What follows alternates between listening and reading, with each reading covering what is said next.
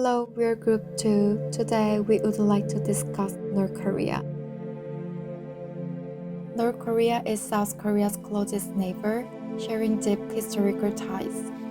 Following the Japanese colonial period, the Korean peninsula was divided, leading to the Korean War. Since then, the two Koreas have remained in a state of the armistice. Initially, North Korea had a stronger economy than the South, but over time, the situation has reversed. Today, South Korea has emerged as a global leader in economy and technology, while North Korea has faced stagnation and decline. In this presentation, we will focus on the economic situation of North Korea.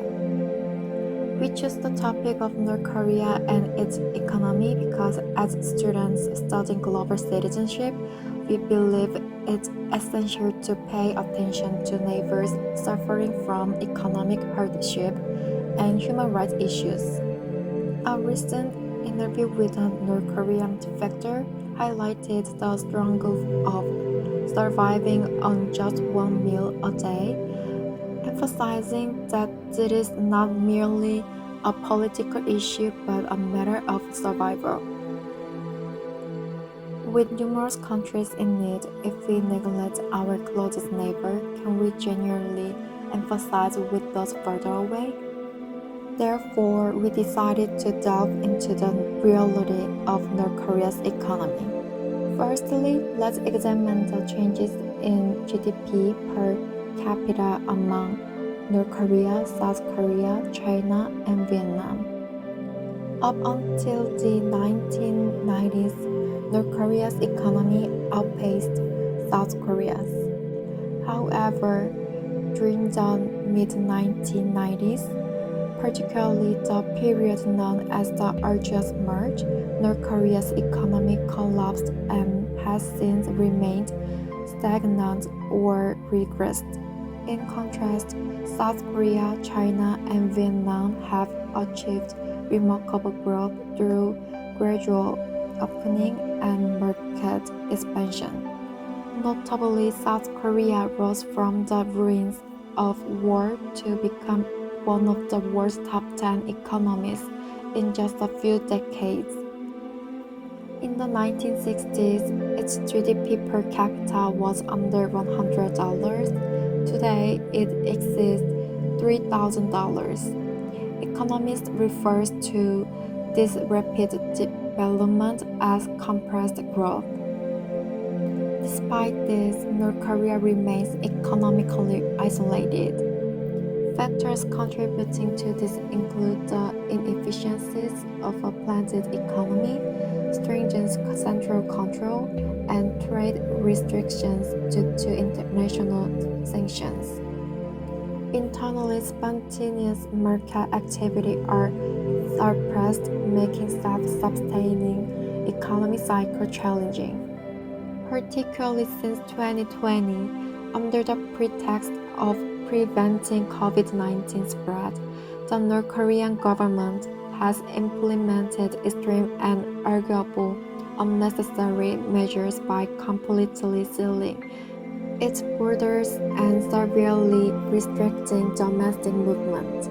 This has significantly disrupted the distribution of food and essential goods, further exacerbating the internal economic crisis. Analyzing per capita export data reveals that North Korea's export levels have remained nearly flat for decades, symbolizing its disconnection from the global economy. In contrast, countries like China, Vietnam, and Bangladesh have built their economic foundations through export, leading to improved living standards for their citizens. North Korea's stagnation is not just a statistic, it reflects the tangible hardship faced by its people. While the economic isolation of North Korea is evident in the data, our intention is not merely to highlight these challenges.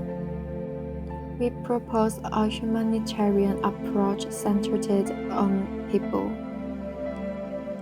Beyond the political considerations, there is a need for initiative that supports basic livelihood and survival.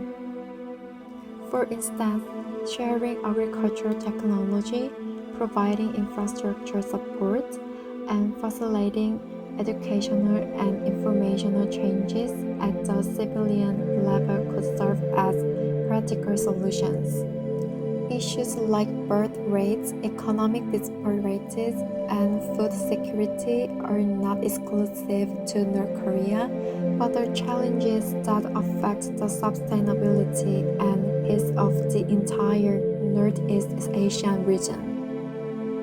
Through this presentation, we aim to view the economy not just as number or systems, but as matters deeply connected to human life and dignity. There is a pressing need for concern for future generations, responsibility towards our closest neighbors, and solidarity for a life of dignity. We hope to shed light on the realities of North Korea's economy and discuss the directions we should consider and act upon together. Thank you.